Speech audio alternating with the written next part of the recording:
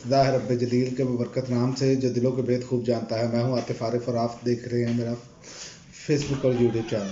नाज़रीन, आज हम बात करेंगे, एक तो इमरान खान बरी, दूसरा शेर अफजल मरवत भी बरी, असद उमर भी बरी, और खान साहब का पैगाम इमरान खान का अपने कारकुनों और कौम के नाम पैगाम, और तीसरा शावर हाई कोर्ट का सवालात उठाना, और इंतहाबी जोड़ तोड़ भी शुरू हैं और प्लान नए से नए बनते चले जा रहे हैं। लेकिन सबसे पहले बात करते हैं कि इमरान खान और असद उमर जो हैं वो बरी हो गए हैं। इमरान खान पर जो मुकदमा किया गया था 25 मई के हवाले से, लॉन्ग मार्च जलाओ गिराओ केस में थाना कोराल में मुकदमा दर्ज हुआ था, उसमें अदालत ने उनको बरी कर दिया है। सारे बोगस मुकदमे हैं, जिस तरह मर्जी आप डालते जाएं, आखिरकार अंजाम यही होना है कि ये तमाम में बरी।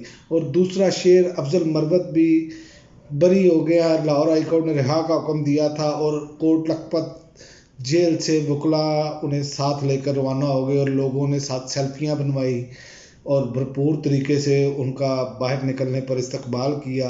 अब ये निशानियां हैं, अब कोई नहीं समझना चाहे तो ना समझे। अवाम में जो शख्स जो है इमरान खान के साथ जुड़ रहा है उसकी पजीराई हो रही है, वो हीरो बनता चला जा रहा है। उसकी वजह है कि आप जब किसी नज़रिए के साथ खड़े हों, और दूसरी वजह यह है कि उस नज़रिए को अवाम में पजीराई हो, तो फिर उसको रोकना मुश्किल ही नहीं नामुमकिन हो जाता है। क्योंकि ये अवाम का जो मामला होता है, अवाम के दिलों में जो बात पड़ती है, किसी की ठहर जाती है मोहब्बत, तो वो अल्लाह ताला की तरफ से होती है। और दूसरा, इमरान खान साहब ने कहा है कि इंतखाबात में इल्तवा की बातें ना की जाएं। उन्होंने कहा है कि मुल्क के मफाद में इंतखाबात हैं। शफाफियत पर तो उन्होंने बात करने से फ़िलहाल रोका है।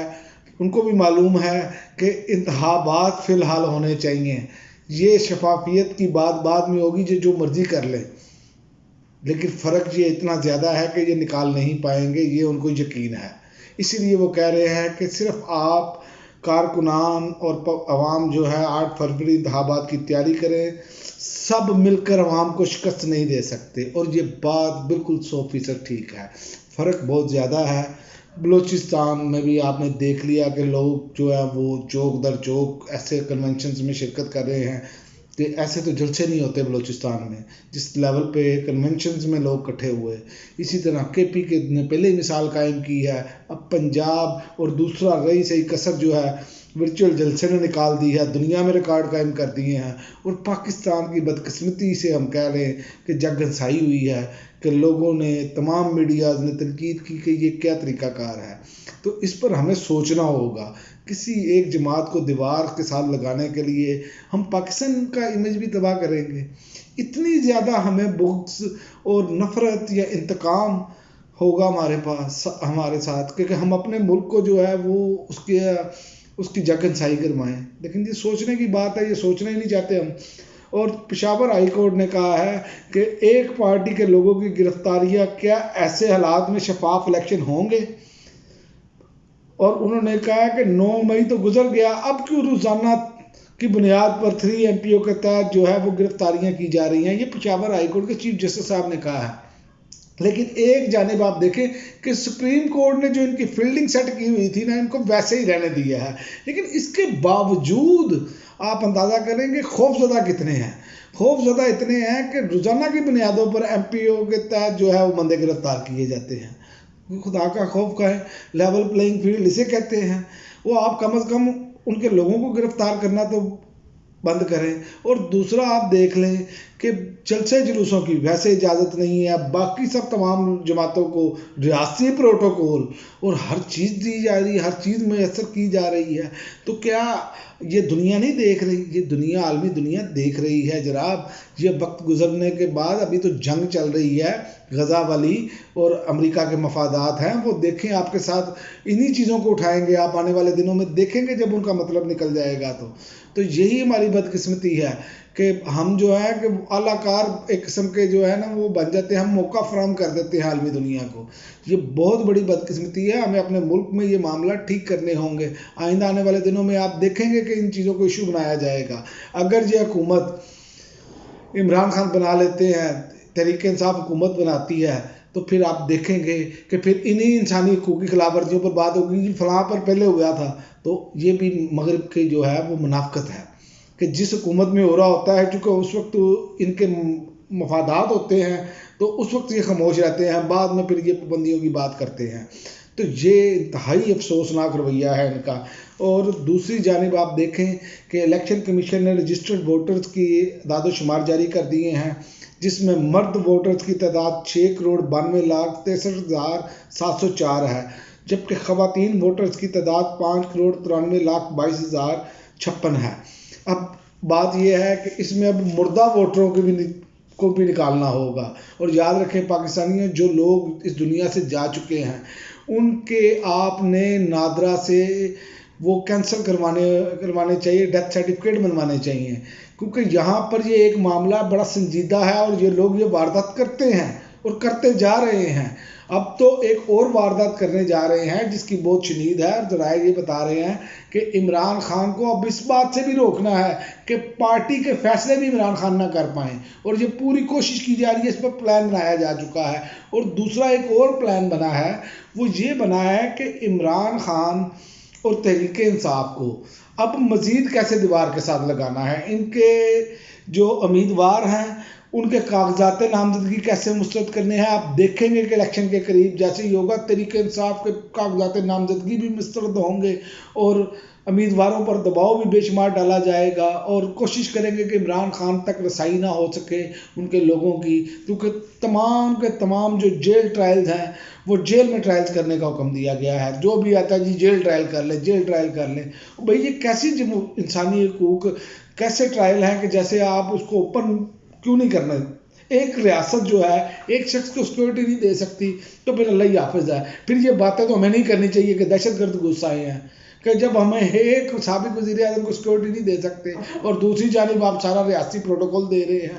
آپ دیکھ لیں، لیکن ان کو ریاستی پروٹوکول دینے کے باوجود وہ اپنے امیدوار ابھی تک مسلم لیگ نون فائنل نہیں کر پا رہی، ان کو امیدوار نہیں مل رہے. میں آپ کو بتاؤں، اور ایک خبر یہ بھی ہے کہ شہباز شریف کراچی سے بھی لڑیں گے، کراچی سے انتخاب لڑیں گے، کیونکہ ان کو اب یہاں پر کچھ نظر نہیں آ رہا، اور کراچی سے بھی یہ منہ کی کھائیں گے. یہ پورا پاکستان جاگ چکا ہے، انتخابی جوڑ توڑ بھی شروع ہو چکے ہیں.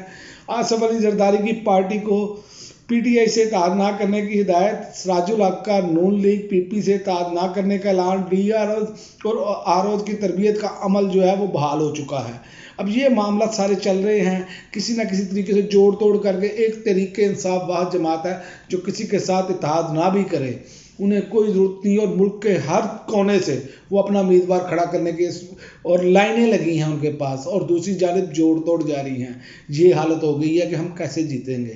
اور اگر مردہ لوگوں نے سب نے ووٹ نہ ڈالا اور جیسے یہ مینج کرنا چاہ رہے ہیں انتخابات، کیونکہ آپ دیکھ لیں کہ کمشنرز اور یہ جو سرکاری افسران جو لگائے گئے ہیں جن کے تحت اب سپریم کورٹ نے حکم دے دیا کہ انہی کے تحت انتخابات ہوں گے، تو میری تو یہ سمجھ میں نہیں آ رہا کہ یہی لوگ تو گرفتاری کے آرڈر دے رہے ہیں، یہی لوگ سارا کچھ کر رہے ہیں. آپ دیکھ لیں، اچھا آج وہ سابق وزیر داخلہ جو ہے وہ پیپلز پارٹی میں شامل ہو گئے ہیں، یعنی کہ یہ وہ لوگ تھے جن لوگوں کو خود انہوں نے سیٹ کروایا. تو یہ سارے معاملات اب عوام کے بالکل سامنے ہیں. اور جو لوگ یہ کہتے تھے کہ جناب اس ملک کو جو ہے عمران خان نے بیڑا گرک کر دیا اور ہم نے بہت اچھا کر دیا، تو نومبر میں کمرشل بینکوں کے ذخائر کا 92% حکومت نے قرض لے لیا. یہ اب خبر ہے اور یہ اخبارات میں چھپی ہے. کراچی دنیا کا آلودہ ترین شہر، لاہور میں مصنوعی بارش کے بعد فضائی آلودگی میں اب کمی ہو چکی ہے. مصنوعی بارش کے بعد آلودہ ترین ہمارے بڑے شہر، اور ہمارے معاملات آپ کے سامنے ہیں.